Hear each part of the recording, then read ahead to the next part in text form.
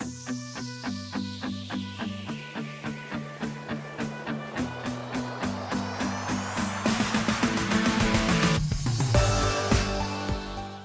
guys, Shane McMurray from the Wedding Report. In this episode, I interview Steve, who is a videographer in Miami, Florida. Enjoy. So, Stephen, let's talk about your business a little bit. So, tell me about what you do, what city you're in, your website, whatever that is. Let's go. Cool. All right. My name is Steve Gaskell, and my company is called Gaskell Eyes Productions, and I'm in Miami, Florida. I do wedding videography. That's my primarily trade. I do other videography occasionally, but it's primarily wedding videography. I've been focusing on weddings for the last 3 years in Miami, Florida. Yeah. Were you doing other events prior to that? I have, and I still do occasionally. I got my MFA in film about 6 years ago and did a few things after I got that. I taught for a little bit. I did photography. I did a lot of event photography. I did, some commercial work for web videos for some different companies, and eventually kind of discovered this whole world of wedding videography. And after researching it a bit, it seemed like something that I would really like to do. So I ponied up some money and invested in the equipment that I needed to really be at what I thought was the level you needed to be at. And with all the cameras and the tripods and the audio gear and everything that I needed to really to do it right. And since then, I've been rolling. That's great. So let's talk about that. Let's talk about when you meet couples, how do you meet with them? What happens in the process? From the day that you guys meet and they sign up with you all the way through to the wedding day. Let's talk about that process, what goes into that. Sure. So yeah, it really is a very long, drawn out production, if you will, because I see the first meeting I have with the bride and groom as kind of our beginning of collaboration. So I as well, as much as it is a sales meeting where I'm trying to get them to sign up with my company, it's also kind of a consultation where I'm kind of advising them on what it takes to successfully make a good wedding video for their wedding, and also understanding from them what their day is going to be about. How many locations they have, what do they really have in mind as far as what they wanted videoed. Some people want prep, some people don't. Are they doing a first look? Are they going to do a first touch, or no, they're going to wait till the wedding ceremony? And just try to find out. I get general parameters of everything that's going on with the wedding, and from there I'm able to give them a quote. But I mean, that's kind of the main thing I'm thinking about there is, do you need 6 hours, 8 hours, 10 hours, 12 hours? Do you want drone? All these types of things that I'm looking at to try to align my offerings with what they're doing. But at the same time, I'm trying to get to know them as people and let them get to know me as a person, because really that's really critical. They have to want me at their wedding all day long. Yeah. It is about, it's about the connection, right, between you guys. I hear that from everybody I have interviewed. It's there has to be a connection, particularly in the photography and video space. Yeah, because we're with them, all day long.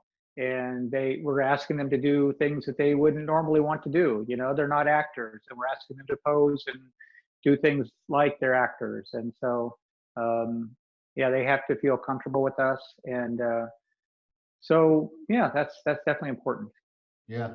So you want me to talk a little bit about what happens after that, or? Yeah. So what happens after that? Yeah.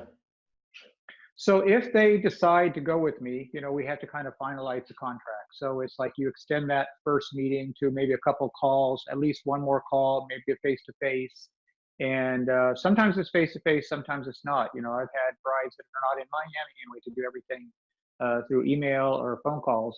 So we come to an agreement on what the package is going to be, the price, and a ballpark on my hours. It's really, that's kind of the main thing, is what time I'm going to show up and that type of thing. Although that's can be adjusted later. So we get that, we finalize that, and that's kind of for the records. And depending on how much time we have before their wedding, I might not talk to them for a month, 6 months, a year, until it gets close to their wedding time.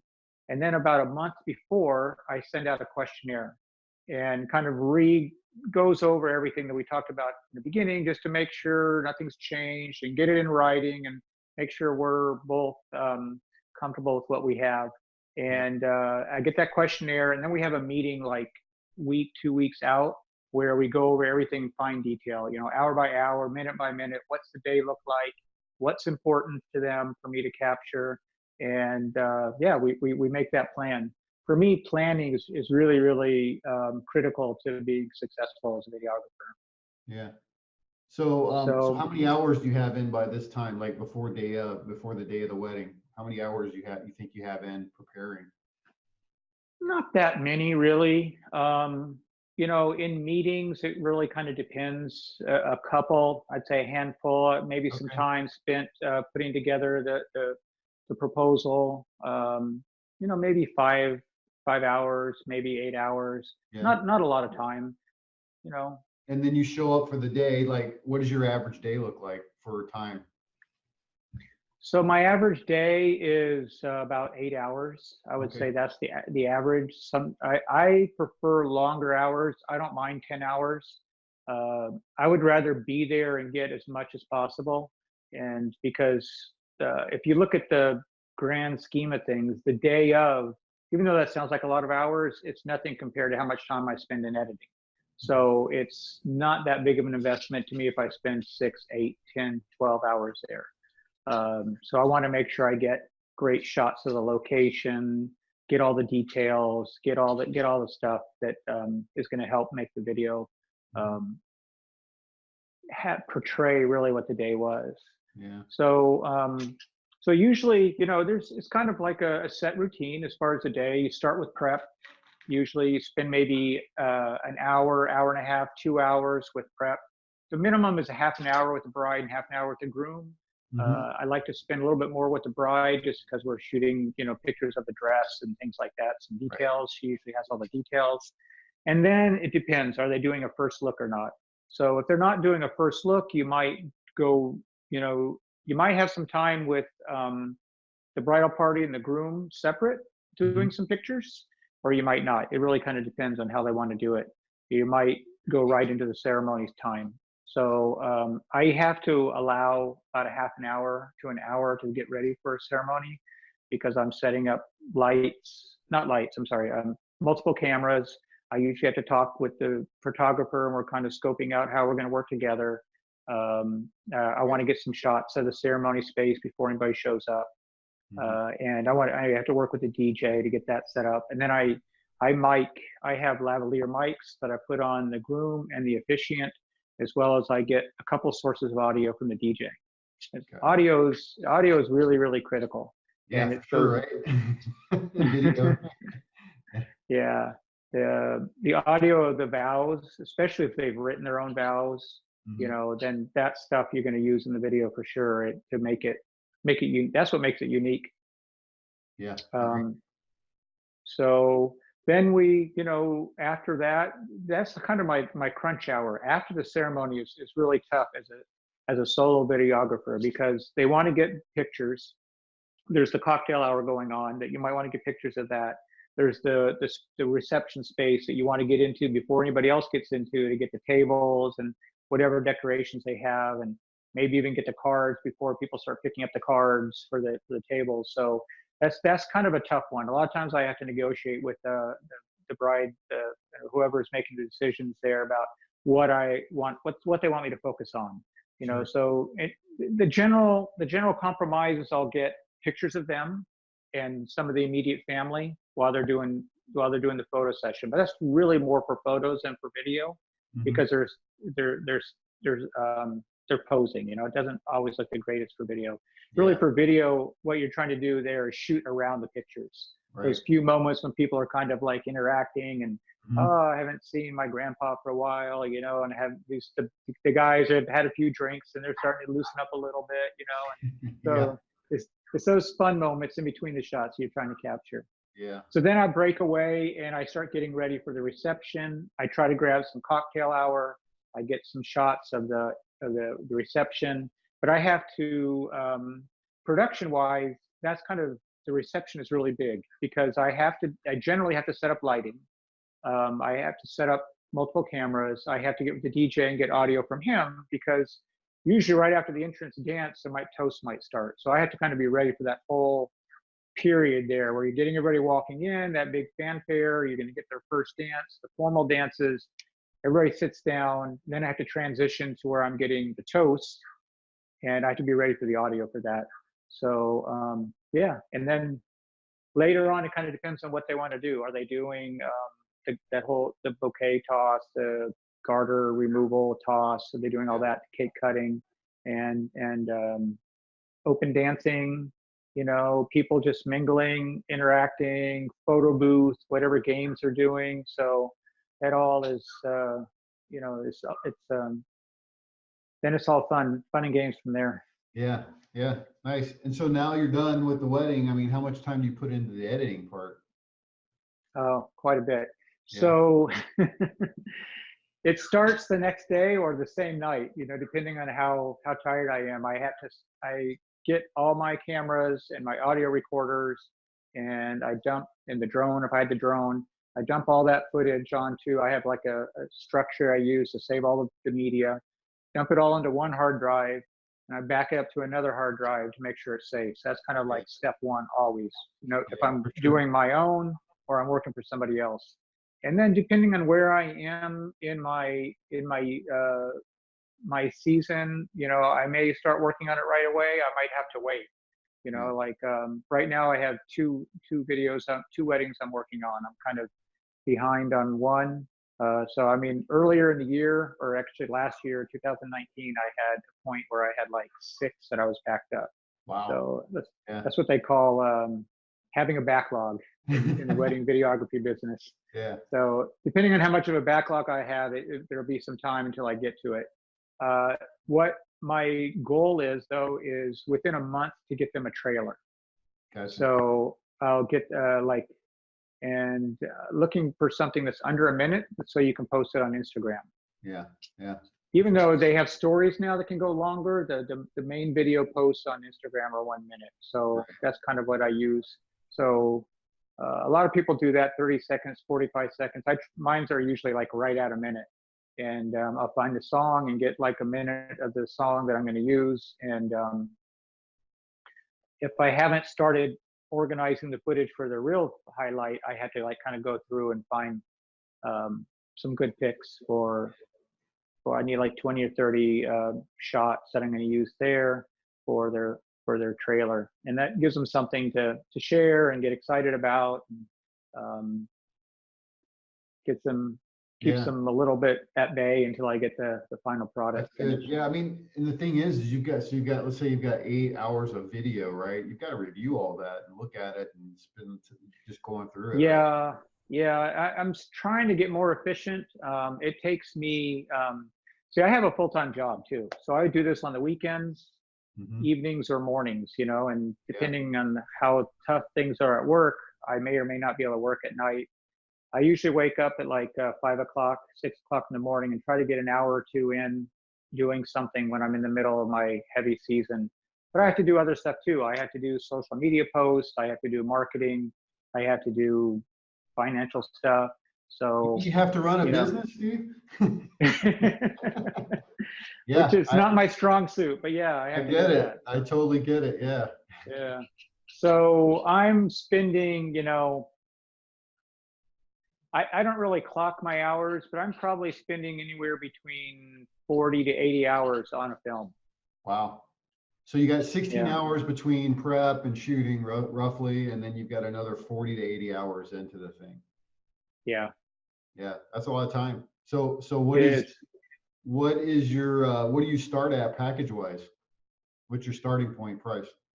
I'm looking at adjusting all that. Right now I have 3 packages with some add-ons. I'm kind of, since I'm really not doing this for a real long time and I don't have a lot of momentum, I'm still kind of low priced. I'm $13.50 is my silver package. My gold is $16.50 and my platinum is $19.50.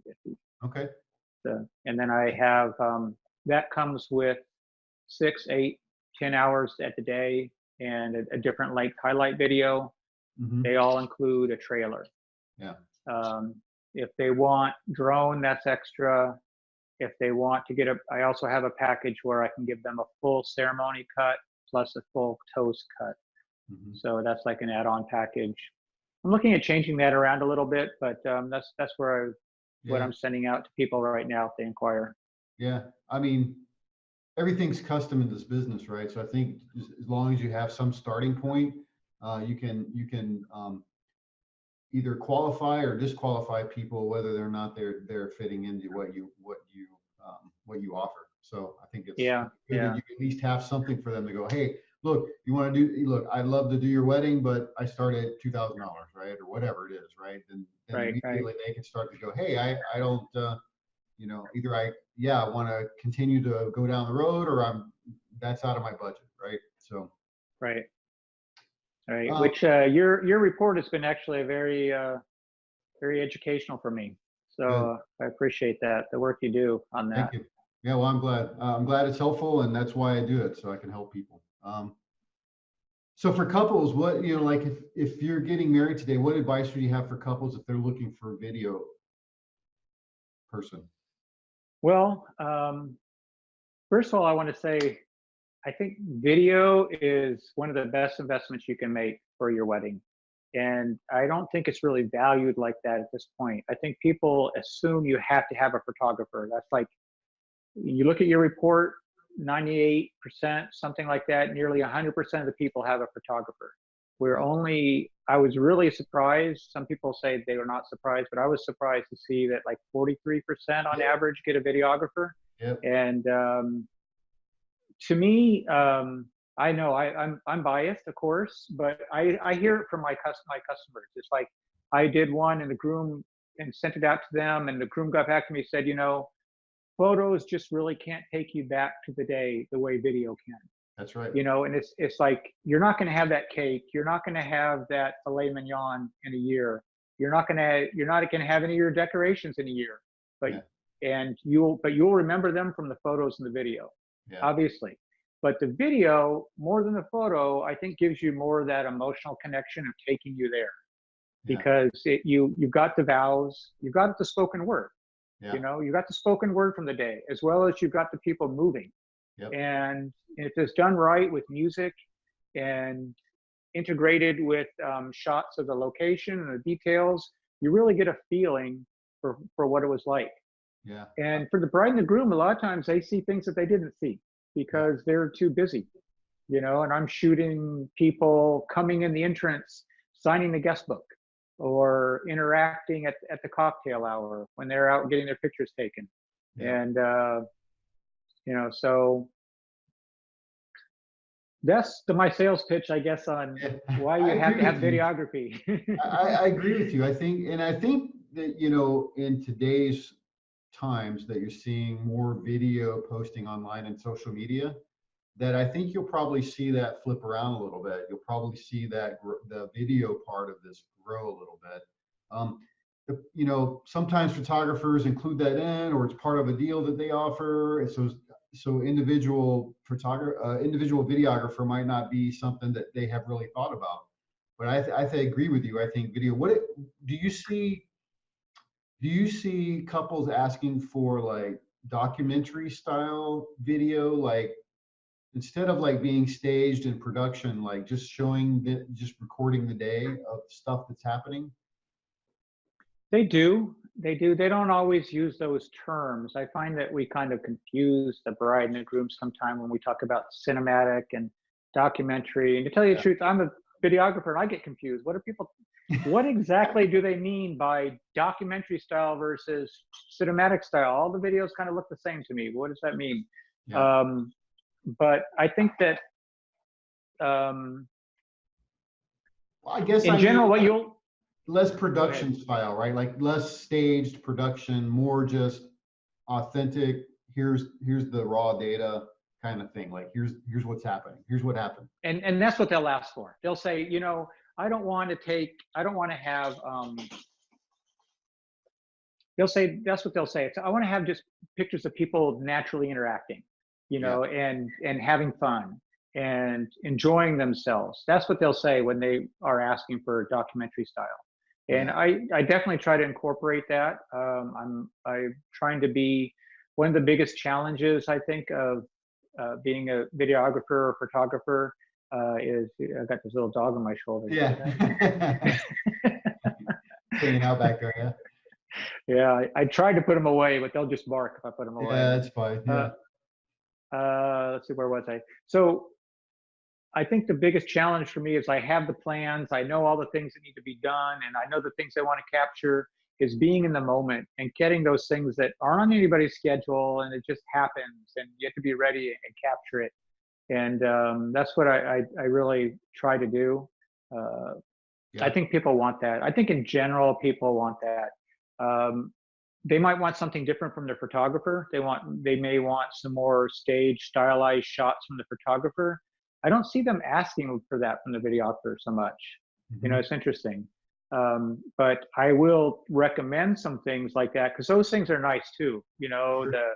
the slow motion shot of the bride and groom walking together with beautiful sunset light. You know, or Mhm. especially if they're in a nice location. You know, on the beach or with the oak trees or whatever it is in Right. their outdoor location. So you have to kind of mix it, I think, you know, to really, you want the cinematic of the drone, give that big cinematic feel, but Yeah. then you're still going to have the shots of a kid crying, you know, and squeezing his mom because he doesn't want to go in the shot, you know, and Yeah.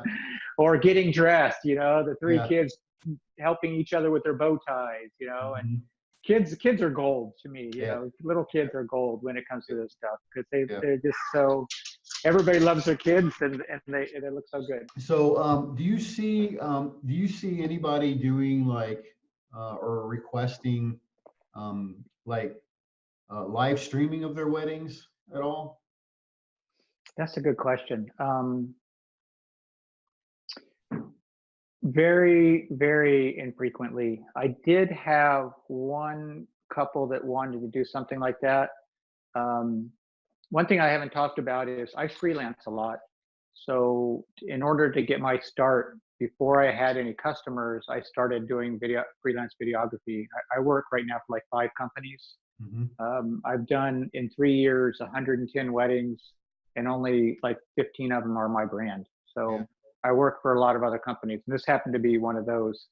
And they were asking me, could I loan them one of my cameras to set up in the back, and somebody was going to set it up to connect it to a phone. So people back in the Middle East, I forget where they're from. They were from Istanbul, Turkey, I think, or something like that. They wanted to stream it like halfway around the world, Nice. so all the relatives in the Middle East could see it.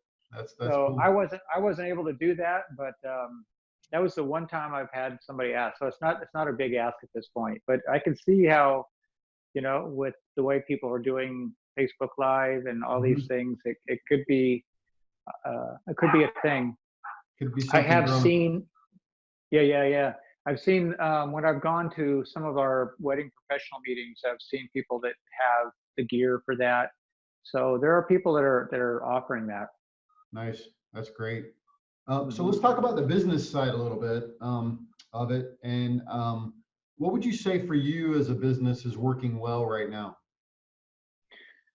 Well, the thing that's really helped me get started were referrals. So I started my first wedding I did was for an old family friend, and I did it for free. Hmm. So that's what a lot of people do. They do a few to just get something under the belt. Maybe they Yep. charge a little bit. This one I actually had them pay for my room because it was out of town, Yeah. and other than that, I did it for free. My first paid wedding was actually a referral from it was actually the trainer of the person that cuts my hair. He was getting married, and so he referred me. We kind of hit it off. I gave him a good price, my first wedding, so he Yeah. liked that. Yeah. Yep. And from that one, I actually got referred to another wedding. There was a woman who was in both of their weddings, and her sister was getting married, so I got another wedding. one of those weddings was on my Facebook, and somebody saw it and they hired me. So I was kind of like a tertiary, Yeah, secondary, whatever, the indirect referral. that's So nice. word of mouth has helped me. I had a former student of mine. I did his sister's wedding. Um, I've gotten a few of them by advertising, but the thing that's worked for me was referrals. All those were really precious. That's awesome. Um, just, yeah. What about the flip side of that? So what would you say is not working so well right now? So word of mouth can only take you so far, right? Right. So I find that I've spent a lot of time on the videography, the editing, the technical, all the stuff that we like to play with as filmmakers, color science, Yeah, the latest gadgets, sure. and making great movies. And I've spent time on the marketing, but I need to spend. But obviously, I haven't spent nearly enough time on the business side as I have on the creative side. So I'm kind of falling down a little bit there. I need to. It takes a lot of time, and either I have to do it or I have to hire somebody to do it. And That's right. I'm not making enough money really to hire somebody because like people want a lot of money for this stuff. You need, social media, building a website, um, SEO optimizing your website, advertising on either the wire or the not. So Yeah, I'm trying to focus more on that this year. I'm trying to do a lot of it myself so that I can do. I'm a techie guy to begin with, so yeah, I did my website and I'm doing my own SEO optimization, and I'm trying to stay on top of the social media posting. That's kind of tough. So yeah. I think that whole marketing and then sales. I'm really not a salesperson.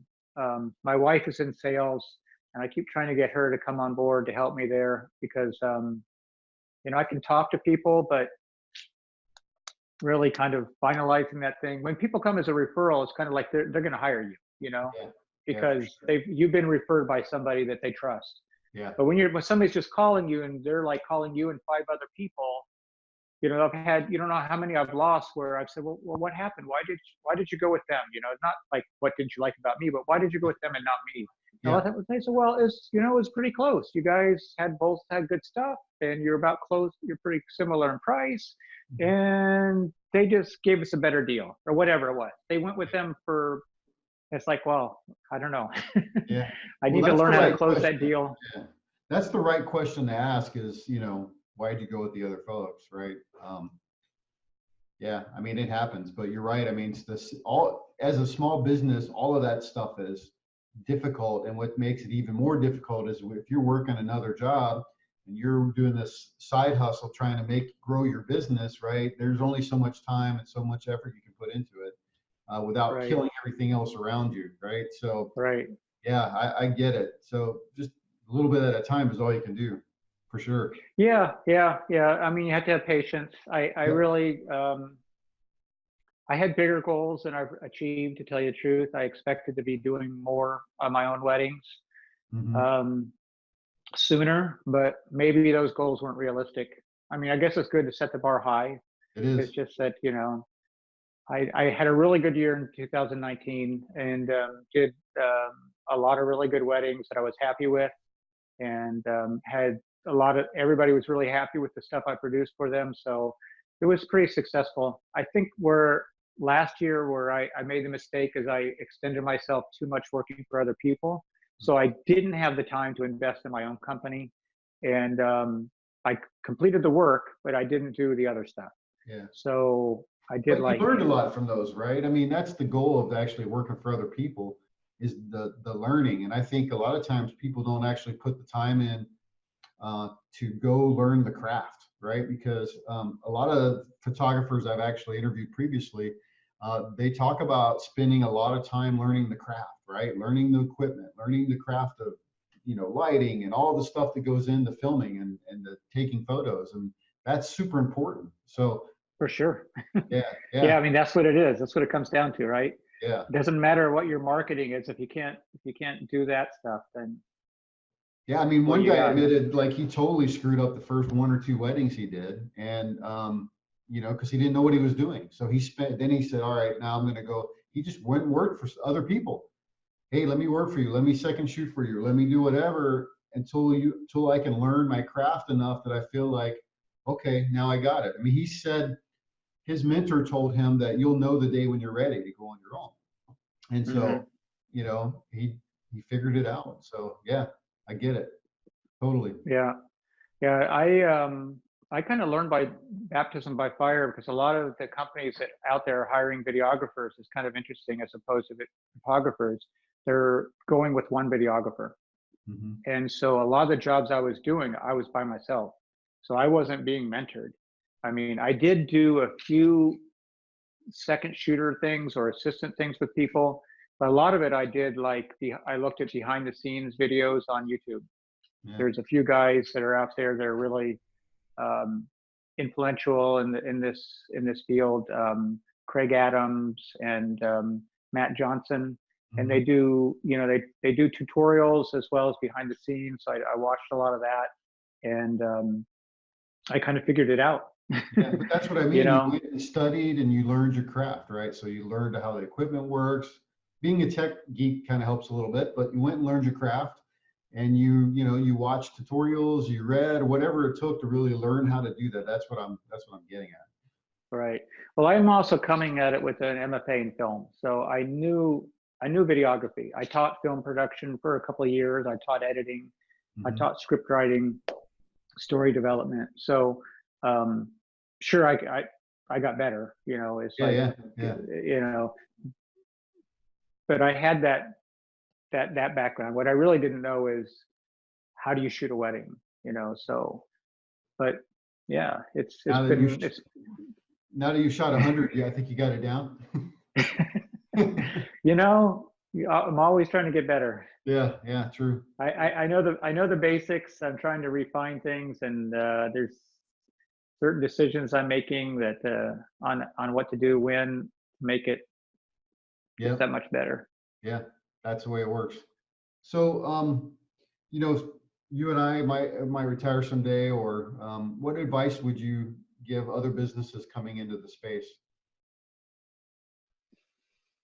Well, other than like what we just talked about, learning the craft, obviously that's critical.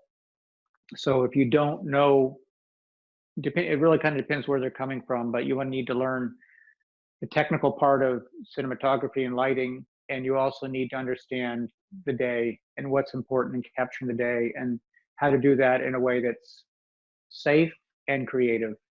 Safe meaning that you don't miss something, because that's really how you screw something up. Something great happens and you don't get it. Aside from that, I would say the number one thing I would say is networking. So I think that as far as every time you're at an event, try to get everybody's cards and follow up with them. And what everybody's doing now is when you do a post, tag everybody that was there, link back to them, let them link back to you. So all of that kind of networking, and the other thing is be nice to everybody. Be nice to the valet, be nice to the valet, be nice to the person serving water. Don't just be nice to the people that you have something to gain from being nice to them for. Be nice to everybody. Yeah. Because that's people will see that, and it reflects on you, and you're there to make the experience better. You don't want to be the person that makes the experience something bad. Yeah, that's great advice for sure. All right, so tell me your best, worst wedding or business story. Oh God, it comes to this part now. Yeah. What do you got for me? So I got a bad one. I wasn't sure I was going to tell this story. I really don't have a bad wedding story. Mm-hmm. There's always something that goes wrong at a wedding. Yeah. Nothing's ever perfect. I'm always looking back and saying, oh, that could have been better. But overall, in a day, I've never had a whole wedding go bad. I might, some little piece here or there could have been better. Right. So I don't really have any wedding disasters. And I've never really seen anything other than maybe cakes falling over. I've seen a couple cakes fall over. But that's not the story. So I have one scenario that happened that's it's a little embarrassing. It wasn't my fault. I'm sorry. Break. Otherwise, we'll have scratching in the background. Yeah, that's okay. Go ahead. Okay. So yeah, I had this one scenario happen that I'm not real proud of, but it wasn't really. It was really more of a misunderstanding. Mm-hmm. I got this wedding through a venue, and they had an event, and I actually gave away a coupon. They got the coupon. They hired me because I got like a 20% off coupon. So I actually went to their house and met with them and signed the contract and reviewed with them everything I do. You know, this is, you know, they're like, I got 20% off. Let me take your top package. Okay. So the top package comes with my longest. I only produce highlights. Okay. A lot of people do other things like long form, like 45-minute videos. But today, the contemporary thing is highlights. Some people only do 5-minute videos. That's all they do. Wow. You know, and so if you're wanting a 45-minute video, I don't do that. And I'm usually pretty clear about what I do. And everything was like, we had the meeting, or great, okay, yeah, sure, you know, this is it, it's in the contract, you know, you're getting 10 hours and you're getting my longest video, which is 10 to 15 minutes, and you're getting a trailer. And do you want anything else? Do you want the full ceremony? Do you want, no, we're good with just that package the way it is. Okay, so I do the wedding, and you know, it's it can take a while for me to get around to it. They were actually towards the middle of last year, so I didn't get. They waited a while, so they were a little bit annoyed because it was taking a while. And then I finally gave them their trailer.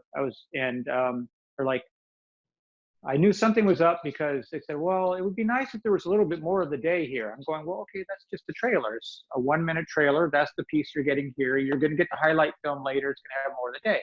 Yeah. Okay, well, I really expected to see more. So then I give them the trailer, the highlight film, and it was the contract says 10 to 15 minutes. I never know exactly how much footage I'm going to have and everything. So I did it was 14 minutes, pretty much exactly. So I delivered that, and the guy calls me irate and is screaming and yelling at me, cursing. Like I couldn't even talk for like 5 minutes while he's berating me. How could you only give me a 14-minute video? He wanted, a 45-minute video. Yeah. And I'm like, I don't produce. That's not what I do. Did you read the contract? Well, he did. He obviously hadn't read the contract. He hadn't even seen the film. But his wife told him it was only 14 minutes. So he was really upset. And so that's like the only unsatisfied customer I've had. And that was like, wow, he's like, oh, all my friends, they have videos. I said, look, you have to look around. People do different things. A lot of people are only doing highlights. He didn't believe me. He said, no, that's not true. I've seen wedding videos. They're all 45-minute big production things. How am I going to remember my first dance? And so finally, it took a while talking to him, and it's like, I've spent a lot of time on your 14-minute video. You don't realize it, but there's no clip on there. The clips are like 3 seconds. You know how many 3-second video shots there are in a 14-minute video? There's a lot. Yeah. Yeah. There's a lot of crafting that goes into that. I said, watch it. He says, oh yeah, well, I like the beginning. I like this. Yeah, I guess you did get my ceremony, but did you get my dance with my daughter? Yeah, that's there. Oh yeah. It was all there, but they still wanted. So I said, okay, look, what is it that you're really missing? So I gave them a cut of their, for free, no extra charge, of their whole first dance and all the formal dances they did. And I don't think they were really happy with that, but that was like just a kind of huge misunderstanding. So I don't know what I learned from that, other than just to really try to make sure people understand what it is, my products that I'm giving them. Yeah, you almost have to do the extra effort to make it really clear up front. Like, this is what we're doing. This is what you guys are good with that, right? Like, this is what we said. You almost have to reiterate that over and over again just to make sure they understand it and get it. Yeah. I thought I did. I know, but sometimes, I don't know, sometimes people just don't, I don't know if they just, a lot of times in our mind, we think we might have something and we got it, but we just didn't pay attention. It happens. Right. It totally That's happens. what it is. It's like they have an assumption of what it is. They're not really hearing what you're saying. Yeah. They're thinking they're preconceived. So yeah, so I definitely learned that I need to really make that real clear with people. And Yeah. I thought about offering what he was asking for, but I don't know. I haven't gotten to that point of offering that. Yeah. Might be something in the future. Who knows, right? That might be what you learned from there, possibly. Yeah. Yeah. Cool. Steve, thanks so much for doing this. I appreciate it. And thanks for your time. No problem. So you're not going to ask me about the best story. What happened to that one? Oh, you want to tell me about the best story? Okay. I said best or worst story. Oh, I thought you had two questions there. I was waiting for the follow-up. Yeah, so best or worst story. myself. So go ahead. What's your best story? Oh boy. So you sure you have a few more minutes? Yeah, go for it. I got time. All right. For me, it's all about, this is kind of this is kind of like a personal success story for me, I think, more than my best wedding. But I actually got a bride through one of these referral services. You know, there's Bark, Thumbtack. There's these kind of like, yeah, there's quite a few. Yeah. Mm-hmm. Right. So she found me there, and I was actually getting a lot of price shoppers, but this one, I actually gave her a quote, and she kind of thought, well, that's exactly what I'm asking for. And we kind of connected, and it was great. And so she hired me, and I was really excited about it. It was a wedding over in Naples, Florida, which is on the west coast of Florida. Yeah. Mm-hmm. And all the locations sounded awesome. They're doing prep at this historic Naples Golf and Beach Hotel, which I'd been to before, and I knew it was really a nice place. They were doing their wedding at a public beach park. It was like a small little park on a public beach, so it sounded like really cool. And then they were doing the reception, and they were gonna have a big tent in the groom's parents' backyard. So it was a really nice place with a lot of land out in West Naples. So I was really excited about everything. And they wanted drone. And at that point, I wasn't doing drone. I thought, well, I'm going to go ahead and include drone in the package, and I'll either do it myself or I'll hire somebody. At that point, I'd never flown a drone. This was about a year out, the wedding was. Mm-hmm. So I bought a drone. I took courses. I didn't take courses, actually. I taught myself. I watched some videos about it and did a lot of studying, and I got certified with FAA, because to fly a drone for money, you would have to be certified, which is kind of like a pilot license, a remote UAS, unmanned aerial system. So I got my FAA certification. I learned to fly. I did free drone work on a few of the weddings I had. I said it wasn't part of their package, but I included it, just to kind of experiment with using it. Mm-hmm. And I got to the point before her wedding, I was flying drone for other companies. Nice. But I did her wedding. I showed up, and it was like the first wedding I'd ever booked on drone, and it was awesome. It's like I got great shots on the beach, flying over the beach, and going up to the house with the tent, and just mixing that in with everything. And so that was kind of going out on the limb. Yeah, doing that and trusting that I could get it together, and I did it, and that was a big deal for me, because she loved her wedding and loved her film, and so that's like my best story. Yeah, I mean the fact of the matter is that you said, yes, I will do that, even though you hadn't done it before, didn't know what you were going to do. You said, yes, I'll do it. And you learned, you committed to it, and you made it happen. That's the way to do it. Yeah, exactly. That's the way to do it, man. I'm telling you. Yeah, that was great. But now I love it. A drone is so exciting. I've got so many drone stories, but that's another hour. Another hour? All right, cool. Hey, Steve, thanks so much. I appreciate your time. Appreciate you doing this, and talk to you later, okay? Hey, Shane, thanks so much for your time, and I'm looking forward to seeing what you put up on your site. Right. You're going to send me a link, right? Absolutely. For sure. All right, man. Thank you again for what you do. It's helped me a lot to understand the business. Great. I'm glad to help. Hey, thanks for checking out this episode. I hope that you found it helpful. Please share it with other people. Also, if you're getting married or you work in the wedding industry, I would love to interview and share your information with other people. Send me a text 520-399-8580 or shoot me an email at letschat@wedding.report.